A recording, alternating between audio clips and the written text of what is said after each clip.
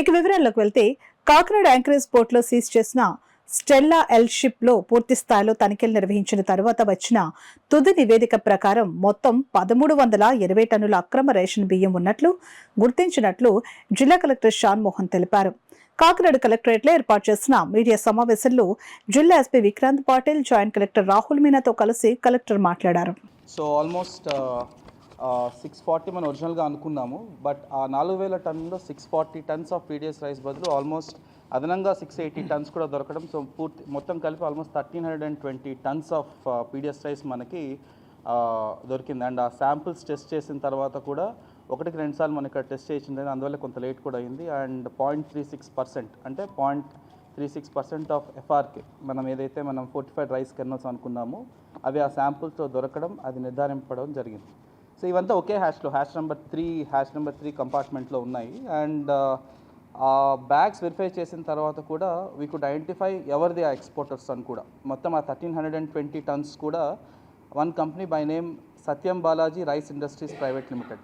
So ఈ Satyam Balaji Rice Industries Private Limited అనే కంపెనీకి సంబంధించిన ఆ ఎక్స్పోర్టర్కి సంబంధించిన బ్యాగ్స్ అవి.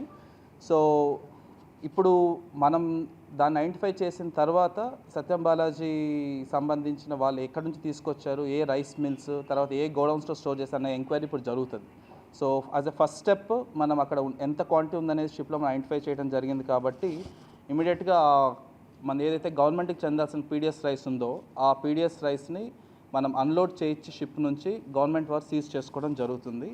అది ఇమీడియట్గా ఆ పని మనం ప్రారంభించడం జరుగుతుంది. And it will take 24 to 48 hours కొంచెం వెదర్ బట్టి.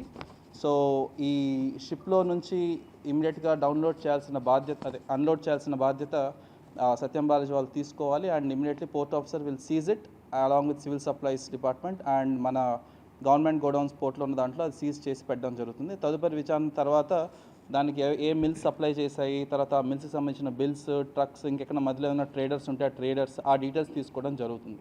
As a first step will unload the entire PDS stock of 1320 tons from the ship. Then immediately అది అయిపోయిన తర్వాత, అన్లోడింగ్ అయిపోయిన తర్వాత we will start loading of. ఇంకా పెండింగ్ ఉంది almost ఒక 12,000 టన్నులు మనకి ఇంకా షిప్లోకి లోడ్ చేయాల్సింది ఇంకా పెండింగ్ ఉంది మనకి పోర్ట్లోనే. సో కొంత బార్జెస్ మీద ఉంది, కొంత గోడౌన్స్లో ఉంది. సో అవన్నీ మనం చెక్ చేసుకోవడం జరిగింది, ఎక్కడ పీడిఎస్ రైస్ లేదని నిర్ధారించుకున్నాము. అండ్ నిర్ధారించుకున్న తర్వాత మాత్రమే వాటిని అన్లోడింగ్కి పర్మిట్ చేయడం జరుగుతుంది. ఇప్పుడు లోడింగ్ చేయడం పర్మిట్ చేయడం జరుగుతుంది. షిప్లోకి మనం లోడ్ చేయాల్సి వస్తుంది ఇంకా బ్యాలెన్స్ది. అది లోడ్ చేసిన తర్వాతనే షిప్ని నెక్స్ట్ ఎప్పుడు రిలీజ్ చేయాలనే దాని గురించి ఒక డెసిషన్ తీసుకోవడం జరుగుతుంది.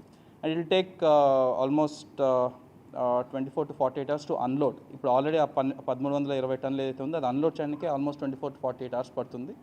అది అయిన తర్వాత ఇమీడియట్గా ఇంకా బ్యాలెన్స్ స్టాక్ ఏదైతే షిప్లోకి లోడింగ్ చేయాలో అది లోడింగ్ ప్రారంభించడం జరుగుతుంది. సో ఈ సందర్భంగా ప్రెస్ ద్వారా నేను చెప్పదలుచుకుంది కూడా ఏంటంటే, ఎక్కడైనా any godown, any rice mill or any trader ఎక్కడైనా పీడిఎస్ రైస్ సంబంధించి ఇన్వాల్వ్ అయితే మాత్రం అది రైట్ ఫ్రమ్ ఒక చిన్న ఆటో దగ్గర నుంచి షిప్ వరకు district administration with the state government support we will not leave it. And మీరు ఆల్రెడీ చూసుంటారు, చాలా వరకు ఎక్కడెక్కడైతే స్టాక్స్ ఉన్నాయో ఆల్రెడీ డిస్పోజ్ చేయడం కానీ మనం సీజ్ చేయడం కానీ జరిగింది.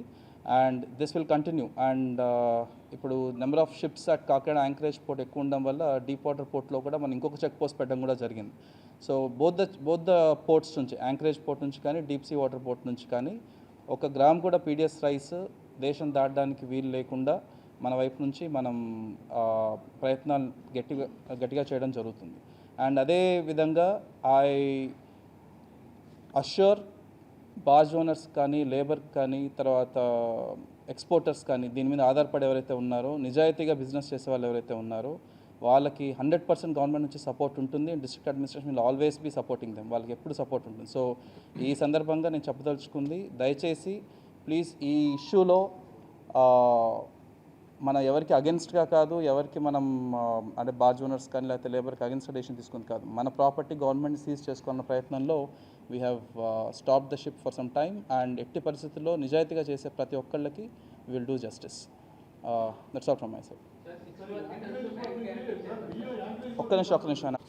డీప్ వాటర్ పోర్ట్లో మనం రైస్ ఎక్స్పోర్ట్ స్టార్ట్ చేసే 2 days బ్యాక్ ఐ థింక్ మనం ఆల్ పోర్ట్ మేనేజ్మెంట్స్తో, లేబర్తో, వీళ్ళతో మనం ఒక మీటింగ్ పెట్టడం జరిగింది. ఆ మీటింగ్లో డెసిషన్ ఏంటంటే 11 షిప్స్ అట్లీస్ట్ యాంకరేజ్ పోర్ట్ దగ్గర ఉంటాయి. దాంట్లో ఆల్మోస్ట్ ఒక 9 లోడింగ్ జరుగుతుంటుంది ఏ టైంలో అయినా, ఒక 2 వెయిటింగ్లో ఉంటాయన్నమాట. So 9 loading plus 2 waiting. So 11 ships దాటిన తర్వాతనే 12th షిప్ మాత్రమే డీప్ సీ వాటర్ పోర్ట్కి వెళ్ళాలి. సో యాంకరేజ్ పోర్ట్లో ఉన్న ఫెసిలిటీస్ని 100% యూటిలైజ్ చేసుకున్న తర్వాత మాత్రమే ఎక్సెస్ ఉన్న డిమాండ్ చూసుకోవడానికి డీప్ సీ వాటర్ పోతున్నాం. సో